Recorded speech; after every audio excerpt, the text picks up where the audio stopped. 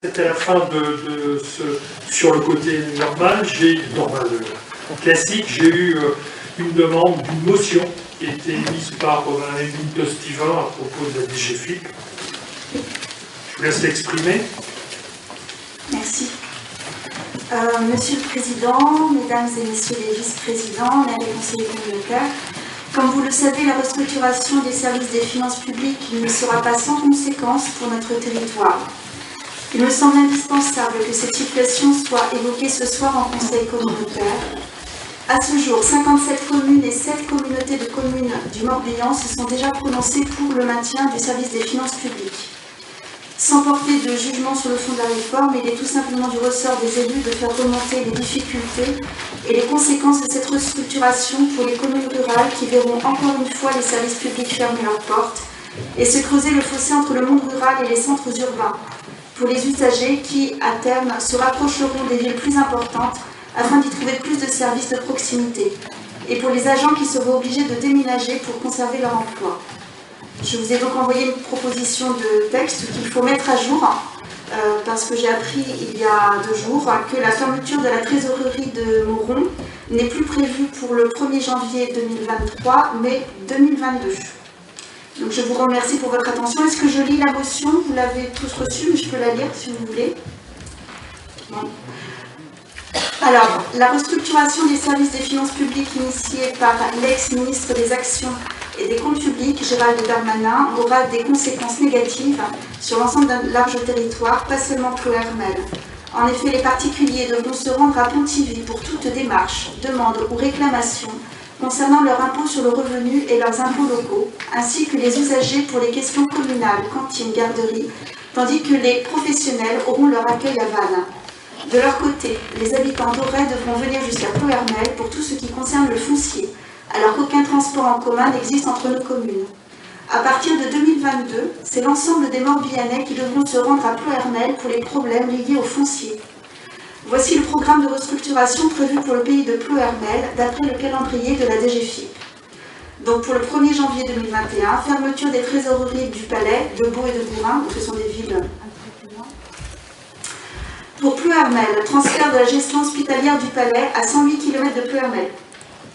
Transfert du recouvrement de l'impôt vers les CIP, les services des impôts des particuliers, trésorerie concernée donc Questembert, La Roche-Bernard, Locminé, Port-Louis et Hennebont. Transfert de l'activité hospitalière de Pontivy vers Lorient. Transfert des missions foncières, le site d'Auray et le site de Pontivy, qui viendront vers Ploërmel. 1er septembre 2021, fermeture des trésoreries de La Roche-Bernard, de Locminé et de Port-Louis. Pour Ploërmel, transfert de la gestion hospitalière des trésoreries de La Roche-Bernard et de Malétroit. Donc vous voyez, il y a beaucoup de transferts. 1er janvier 2022, Ploërmel, fermeture de l'accueil, de la trésorerie et du CIP avec un transfert des services vers Pontivy. Fermeture du SIE, service des impôts des entreprises, et transfert vers Vannes. Il ne restera qu'une trésorerie hospitalière et un pôle départemental foncier et cadastral. Et puis également le 1er janvier 2023, pour le pays de Ploërmel, la fermeture des trésoreries de Mauron et de Malétroit.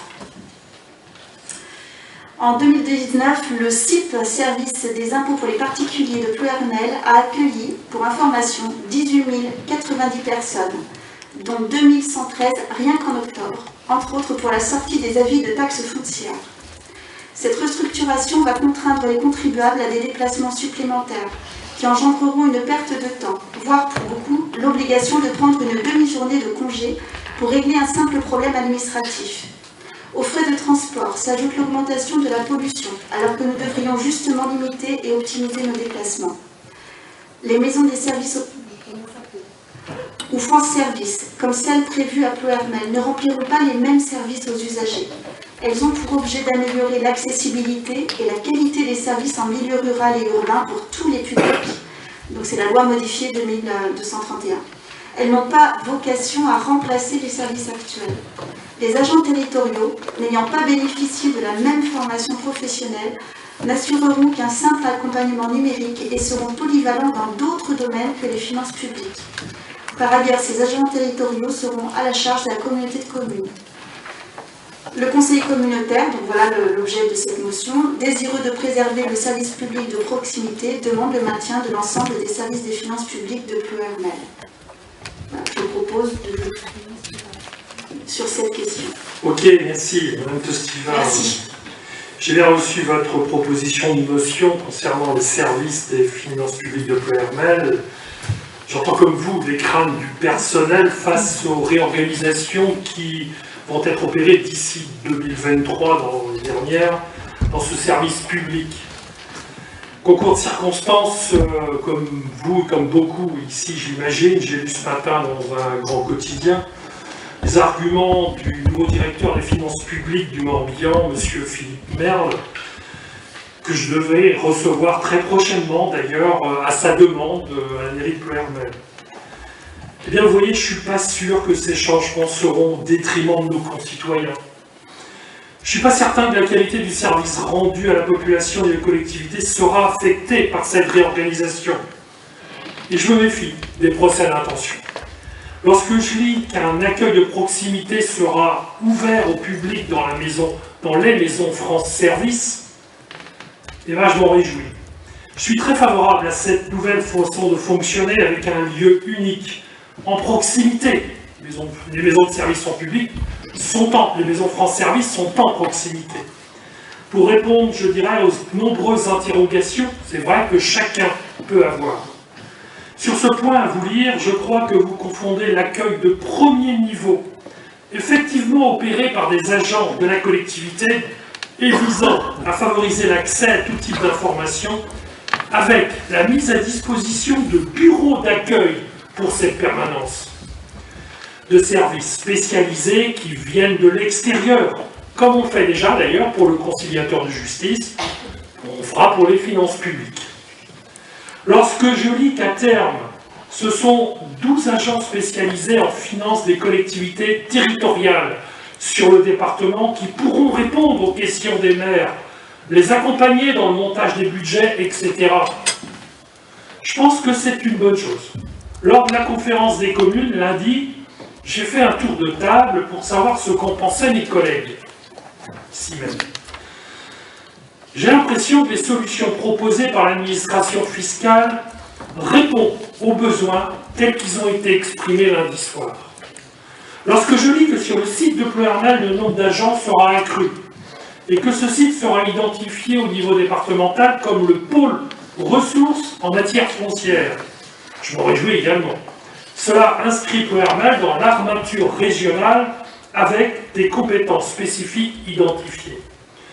Je suis d'accord avec vous sur la nécessité que chacun ait accès à l'information et à des conseils. Et vous savez, les nouvelles technologies offrent pour beaucoup d'entre nous des sources sans cesse plus efficaces en ce sens. Et pour les publics ayant des difficultés avec ces nouveaux outils, ce que je comprends parfaitement, il y aura ces lieux de proximité, les maisons France Service. Alors j'ai envie de vous dire qu'il faut laisser sa chance au produit et que nous resterons collectivement très vigilants sur les résultats de cette nouvelle organisation. Si cela ne fonctionne pas, je serai le premier à aller voir le directeur départemental et à chercher avec lui des solutions pour améliorer le service qui doit être rendu à l'ensemble de nos concitoyens et aux élus de proximité.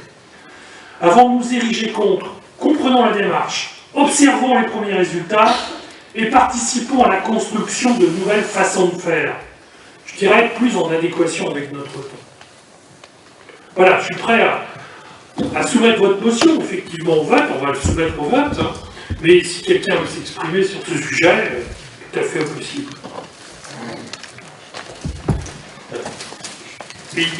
Oui, donc moi je souhaitais effectivement juste intervenir si effectivement il y avait une rencontre à organiser au niveau de Ploërmel Communauté. Je serais effectivement très intéressé à échanger avec le directeur de la DGFiP pour voir l'organisation qu'il souhaite mettre en place sur le territoire pour pallier effectivement ces fermetures de trésorerie. Effectivement, on avait pu échanger il y a un an avec l'ancien directeur, puisque la DGFiP n'a pas eu de direction pendant un an. Donc effectivement, l'ancien directeur nous avait expliqué qu'effectivement, on avait sur le territoire certaines trésorerie qui fonctionnait, mais que c'était des cas rares par rapport à ce qui se faisait sur le département. Donc effectivement, ces maisons France Service qu'on a mis en place un peu partout sur le territoire devront quand même pallier à un service qui était de proximité pour certaines communes de Clermont-Ferrand. Donc j'ai hâte quand même d'échanger sur cette problématique avec la direction. Ce n'est pas les maisons France Service qui vont pallier, je dirais, aux réponses aux collectivités territoriales. J'ai pu voir dans ce qui a été publié ce matin, dans l'article paru dans notre quotidien, que effectivement il y avait en perspective 12 agents spécialisés en finance des collectivités territoriales qui allaient se répartir le territoire morbihanais. Avec bien entendu sur sollicitation. D'ailleurs, j'imagine que tous les collègues, quand ils ont sollicité la DGFiP, ils ne le font pas en débarquant sans avoir prévenu, sans avoir pris rendez-vous. Donc on revient un peu dans le même style. Avec des agents spécialisés, justement, pour ces problématiques de finance dans les collectivités territoriales. C'est bien dans ce sens-là. Moi j'ai envie de voir comment ça peut marcher, c'est simplement la réponse. Mais j'acquiesce, en tant que maire d'une commune où il est installé aujourd'hui une structure et qui est en voie de fermeture, effectivement, puisqu'il parle de 2022 ou 2023, je te dirai quand est-ce qu'il va venir me voir. Ok ? Ça va pas tarder, la semaine prochaine. Voilà, donc on peut... Oui, Madame Costivin. Je voudrais juste rappeler qu'il est très facile de fermer un service. Par contre, faire marche arrière, c'est-à-dire si on se rend compte que cela ne fonctionne pas et que les administrés en fait sont vraiment victimes un petit peu d'un système, eh bien il sera très difficile de rouvrir. Voilà. Ok. Oui, monsieur. Moi, je voudrais quand même intervenir. Vous parlez que les maires étaient d'accord avec vous lundi soir, mais je n'ai pas ressenti ça par rapport aux petites communes, parce qu'il y a eu quelques réticences quand même. Donc, je pense que les maires de petites communes sont un peu plus dubitatifs par rapport à cette position, à votre position.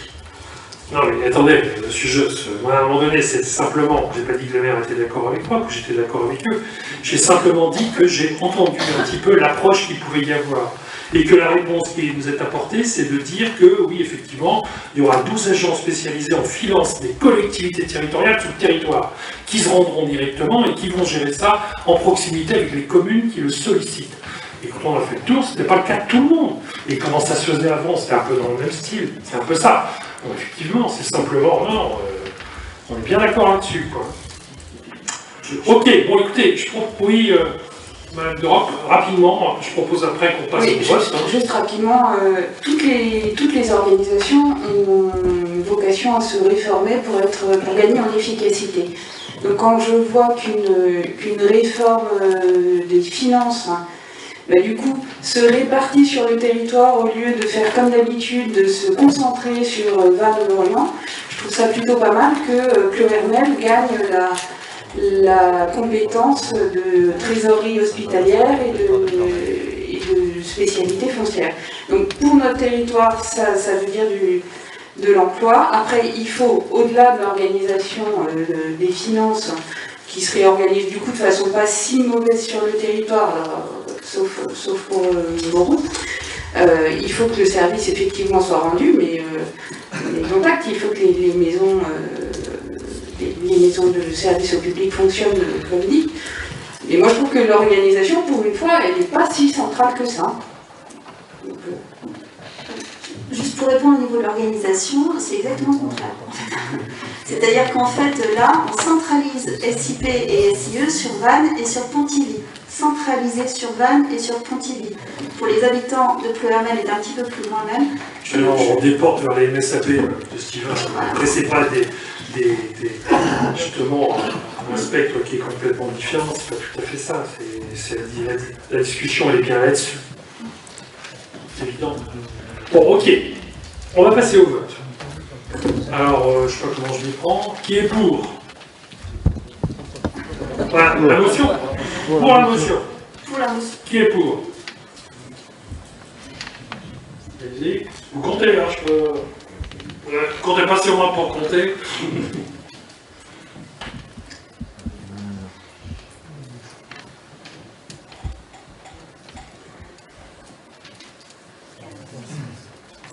Ok. Qui s'abstient?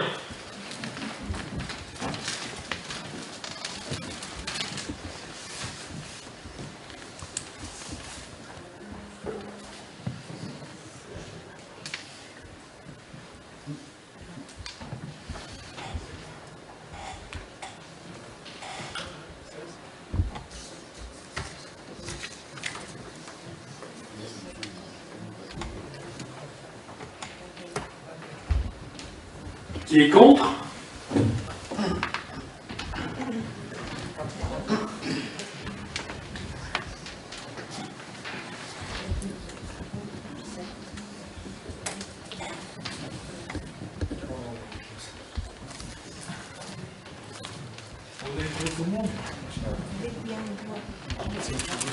Est-ce que vous pouvez lever le doigt?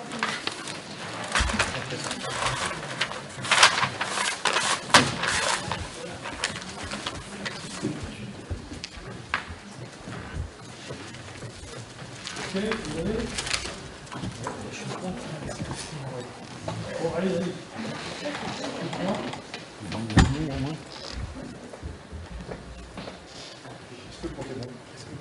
Combien sont pour?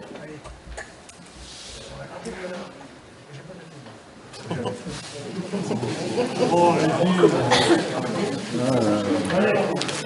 Allez-y, 15 pour. 16 contre. 16 contre. Et Abstention.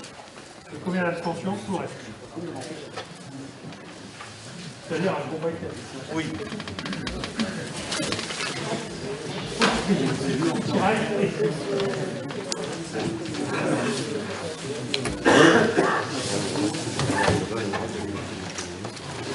Ok, écoutez, merci. Prenons. Merci pour cette présence. Alors, vous avez sur table le calendrier prévisionnel.